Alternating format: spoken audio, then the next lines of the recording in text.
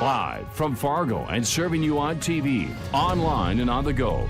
This is Valley News Live at 10. We begin tonight with breaking news out of Cass County. There's word of a shooting in Castleton and that one person is wounded and those wounds could be serious. The call coming in about 15 minutes ago. Authorities reporting that a man was shot in the chest at an address in the area of 3rd Street and 3rd Avenue North. We understand that air ambulance from Sanford is being sent. Authorities are on the scene and trying to make contact with those involved. We also have a crew on the way and expect to be updating this story later in this newscast. Buckle up for a little blast of wintry weather moving through our area. According to our First Alert Storm Team, we might be seeing some tonight. Let's check in now with Storm Team meteorologist Hutch Johnson for what we can expect. Hutch? Mike, I got to tell you, things are going to be pretty raw across most of the area. Not all of us will see accumulating snow, but those that do will see quite a little bit. Here's a timeline. First thing in the morning, right away, Devils Lake Basin along and north of Highway 2.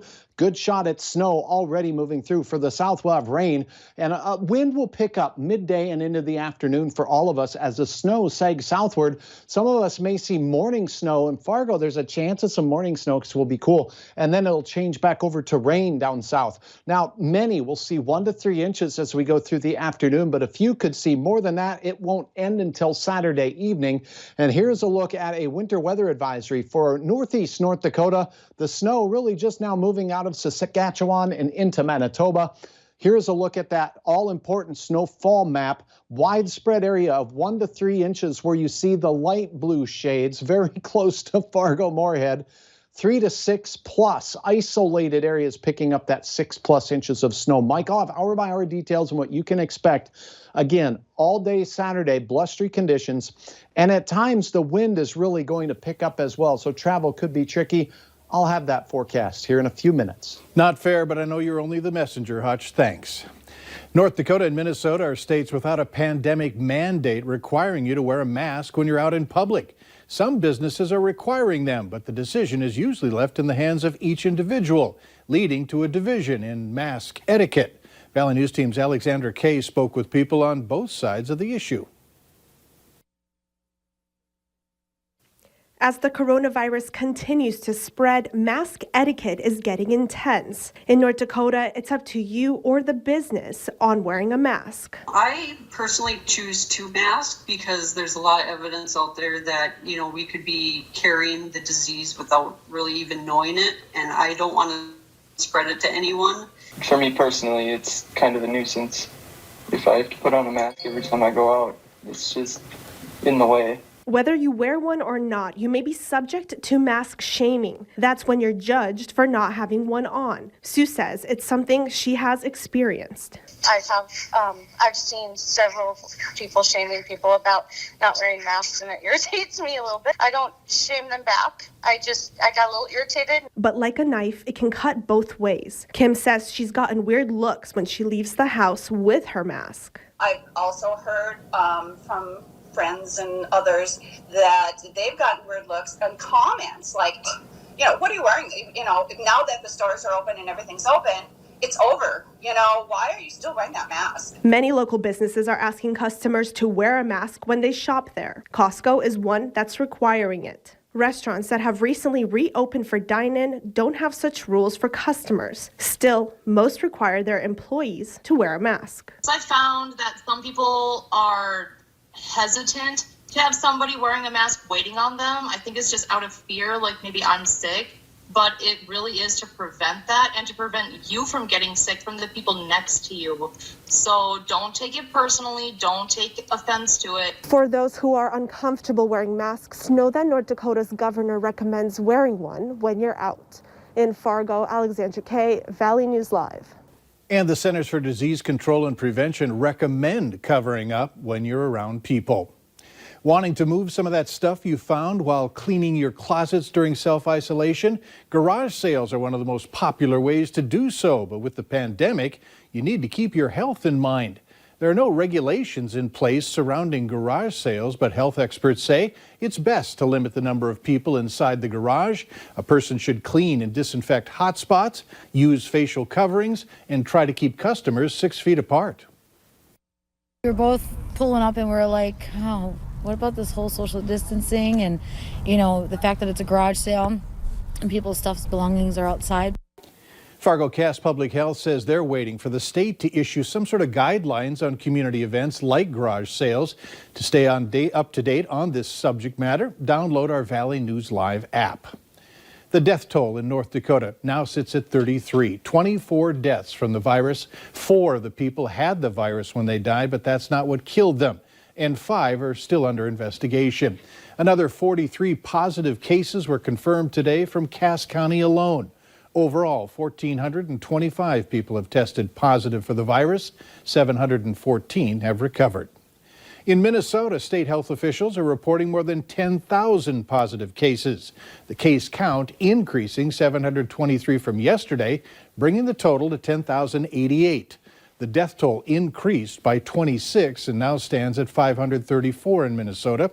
5,697 people are listed as being recovered. An NPR report cites a Harvard study saying that North Dakota is among just 9 states, including Montana, whose leaders have done enough to contain spread of the virus. That's because testing here exceeds what the study concludes would be enough to track and slow the spread of the virus. At 1,871 tests per day, North Dakota is doubling the tests that the study recommends. The state's 4 deaths per 100,000 residents ranks among the lowest in the country. A 24-year-old man has been arrested on terrorizing after allegedly pointing a gun at someone in South Fargo. The incident included at least a 2-hour standoff in the 3600 block of 42nd Street South today. Witnesses say Hayden Michael Bollinger put the gun into a garage and then walked off into a nearby field after pointing it at someone. Bollinger is now being held in the Cass County Jail, as I said, on terrorizing charges. Some details have surfaced on graduation plans for Moorhead seniors. The district says it's going to give their students a graduation at a safe distance. On June 7th at 2 in the afternoon, Moorhead High School will hold a virtual graduation ceremony. It's been organized with guidance from the Minnesota Department of Education. Throughout this month, students will be pre-recording walking across the stage in small groups of 10 or less, following CDC guidelines. The individual recordings will be produced into a comprehensive graduation ceremony and live streamed for families. West Fargo Public Schools is making sure the class of 2020 has a special in-person graduation. Today, the district announced plans for having the community's high school ceremony on May 28th on the soccer field. Cheyenne and West Fargo High School's graduations will take place on May 31st on the football fields. Officials say wearing masks and keeping a 6-foot distance will be required. For more information on times and, of course, a backup plan for unpredictable weather, you can find them on Valley News Live's app. The Valley News Live First Alert Storm Team has issued a weather alert day. That is right. Saturday looks to be pretty brutal. For some of us, there's going to be accumulating snow. And again, we're not expecting a foot or more of snow, but it's going to be just brutal and unseasonable. And that is why we at First Alert Weather want to make sure you know what's coming our way. We do have some rain showers setting up in the central part of North Dakota and snow. Here's the center of low pressure. It's an Alberta Clipper-like system. I'm calling it a Saskatchewan Screamer since that's where it's coming from. It's going to be sliding its way south and east as we go through the overnight and throughout your Saturday, causing trouble with our weather all along. By morning even, some of our counties in the Devil's Lake Basin will see moderate snowfall, and that snow could extend right down to the Fargo-Moorhead area. Now, if you rise and shine and you see snowflakes flying already, it doesn't mean it's going to snow all day here. But it does mean that some of us will see accumulating snow because the snow, if you watch it up north, will continue throughout the day. And the wind really picks up as well as we go through your afternoon. We'll have winds from the east and then northeast that will exceed 35 miles per hour. At the same time, it's snowing in the afternoon. So our southern counties, on and off rain showers with a few flakes mixing in here and there. All snow up north of Highway 200, and dare I say northern Cass, northern Barnes County, you could be seeing some accumulating snow as well. It's going to be very close to us here in the FM area.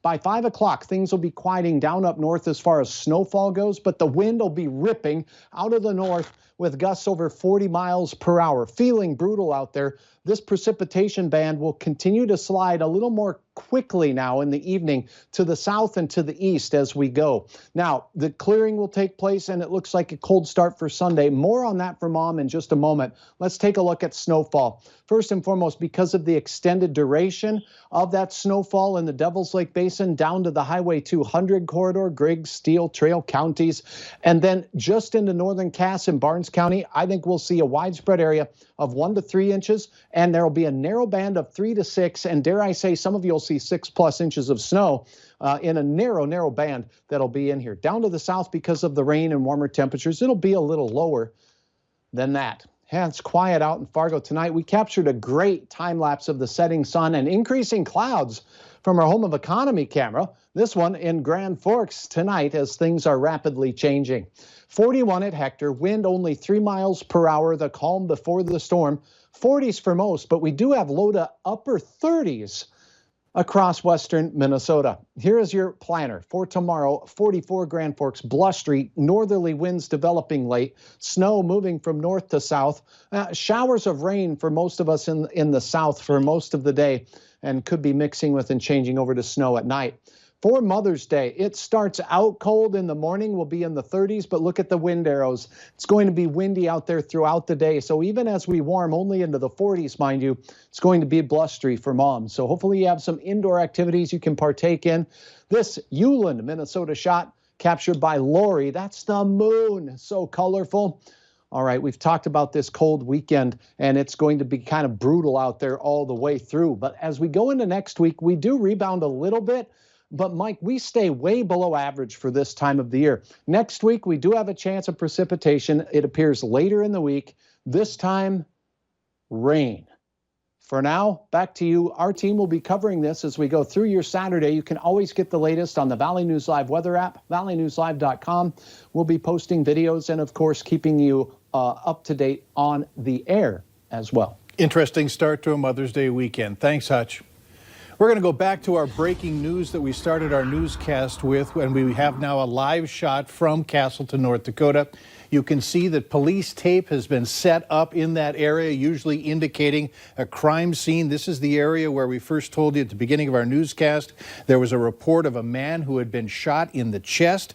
We understand that air ambulance from Sanford was dispatched, and that took place about, I would say, 15 minutes ago. No sign of that. Authorities are on the scene trying to make contact with those that are involved, and you can see they're talking with individuals right now. A reporter for Valley News Live is on the scene, and again, we will bring you an update as soon as we get more information. Stay tuned. Still ahead tonight on Valley News Live 10 at 10, we're going to look at the latest trends with coronavirus cases around the country, where they're seeing higher and lower than average growth.